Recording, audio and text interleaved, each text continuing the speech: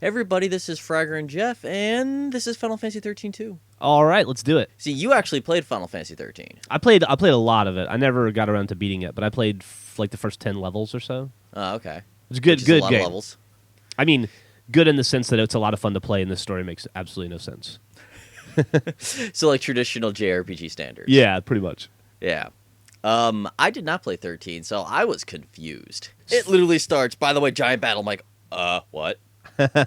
You had to learn all about paradigm shifts and stuff. They actually do a really good job of explaining that kind of stuff after the first 10 minutes. Oh, yeah? Because the first 10 minutes happen, it's some cutscenes, you do combat, and then there's cutscenes, combat, and I'm like, I have no idea what the hell's going on. The game's like, now we're going to teach you what you just did. I'm like, Yeah. really? It's a really, I really like it's a really cool way to fight. I like that mechanic in the game a lot. It is, and they actually tweak it a bit in this game. They refine it and then open it, which is really cool.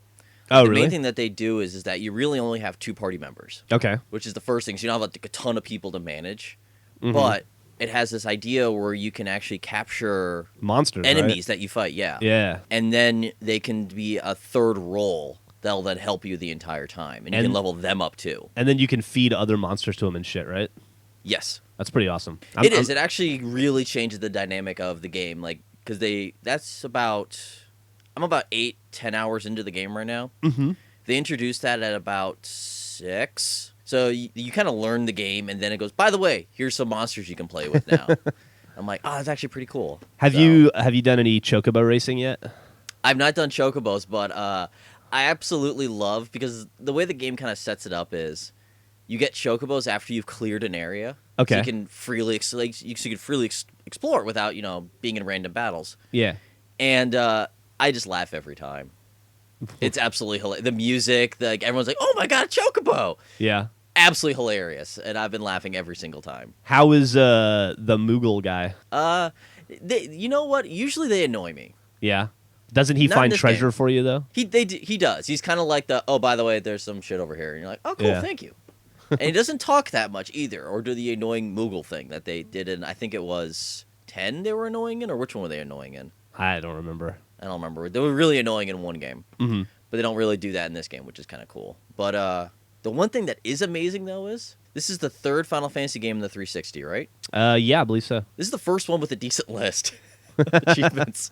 Yeah, I guess we should dive into those, huh? We probably should, but yeah, this is the first time we've actually had a list that you look at and go, man, this isn't going to take me 9,000 hours to do. Ugh. Yeah, 13 had a pretty nasty list. 11 is one of the worst in the 360. Yeah, that's the one where you have to like max level every character.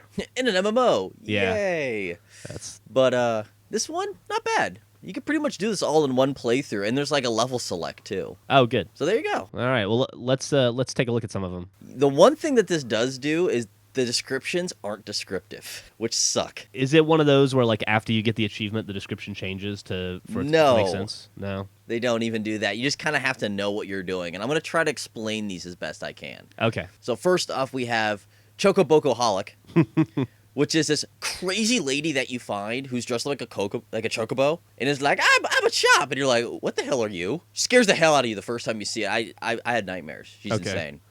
And it's pretty much just spend a bunch of money at her shops. Do you know how much it is? Like what the threshold is? Not off the top of my head, but it's a lot. It's a decent amount of money, probably a couple 10 or a couple 100,000 gil. Okay. So there you go. And by the way, that's worth 14. Great. There's a few of them that are like that in this game. Oh yeah. Yeah, I've already had one of the complete sets, so I'm happy about that. Now up next we have Clock Stopper, which is one of the fairly annoying ones, which is, it says, responded swiftly to the appearance of enemies. What the hell does that mean? Remember preemptive strikes? Were they in the first and 13? Yeah. Like if you kind of sneak up on them and nail them, you have to do that consecutively, I think either 50 or 100 times. Wow. Which sucks because every now and then they kind of appear out of nowhere because they don't just wander the map now. They just kind of appear. Uh-huh. And they could just land atop you, fight occurs, and you have no chance to do a preemptive strike. That sucks. So it's going to be finding an area you can grind it out in. It's pretty much what it's going to end up being. Now, next up we have Quick Draw, which is performed a significant number of preemptive strikes. That's just do 50 of them. Okay. So, like, you have to do them consecutively and then just do 50. Yeah, gotcha. It's sad that I know that number off the top of my head. Strategist. which is to perform a multitude of paradigm shifts. I think it's do 100 shifts or 1,000 shifts. I think it's 1,000. And a paradigm shift is when you switch classes while you're fighting. Like Exactly. from So Sentinel to like what I don't remember what they're called, but like yeah. Okay, cool. Just making sure. So you can just do that a whole bunch of times, and as you probably can remember, you can probably do like 5 easily in a single fight sometimes. Yeah, no problem. Yeah, that's a natural achievement, so it's not that bad. Then we have Budding Hunter, defeated an army's worth of enemies. I think that is to defeat 100 enemies, so Okay. that's not a lot of dudes actually in a Final Fantasy game. Yeah. And now the rest are all secret achievements in this. And by the way, there's only 38 achievements in this game too. That's interesting. Trigger Finger. This is one I'm in the middle of making a guide for. Okay. Which is obtain 5 cinematic bonus rewards. At the end of certain boss fights, you get a bunch of quick time events, and if you perform them perfectly, you get a bonus item. Okay. And I think that there's 5 of them that you can do, or there's like 5 easy ones to do. But I've done 2 so far, so almost there. But yeah, and by the way, this game gets kind of confusing. There's a lot of time travel and time paradoxes in this game. Oh, fantastic. Which leads it to, like, you can fight this boss super difficult or super easy, and you have different things based on that, which then leads into another achievement, which is Fragmented and Defragmented, which is to get all the fragments. Uh-huh. Those are kind of like picking up, like, time paradox anomalies. There's 160 of them in the game. Oh, that sounds too smart for me. Yeah, it's really weird. They're, like, collectibles, but not collectibles. They're the weirdest collectibles I've seen in a game in a while. Because they can be just as easy as beating a boss, or beating the boss to 2 different ways, completing a quest, or finding them. Okay. Well, that sounds like a lot of work. It is and it isn't. It's just kind of like, you're going to get them anyways, because you have to get, like, all the 9 different endings in this game. Mm-hmm. And they're kind of easy to get to, and the game actually tells you in an area how many you've gotten, like, what class they're in. They actually does a really good job of organizing them and telling them which ones you need to get. Okay. So it's actually not too bad. And the one I mentioned, of course, was Anomalous, which is to witness every possible paradox ending, which there's 9 of in total. Right. Bam. Easy peasy.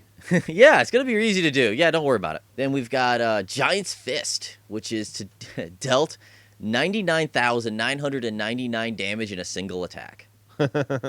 Nice. And that doesn't mean like a Ravage attack where you do a bunch of things and they add up to that. It has to be like a single hit has to equal that. Okay. So, yeah, probably doing a video on that too, so don't worry about it. Good. I got you guys. And then finally, which is Chrono Savior, attained the highest possible result in the battle to determine the fate of the world.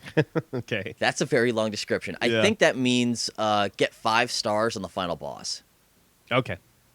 Yeah, so That would make sense. so there you go. Final Fantasy 13-2. All right, let's get to it. Awesome. Yeah. Well, I'll see you in like probably in the time for Mass Effect 3.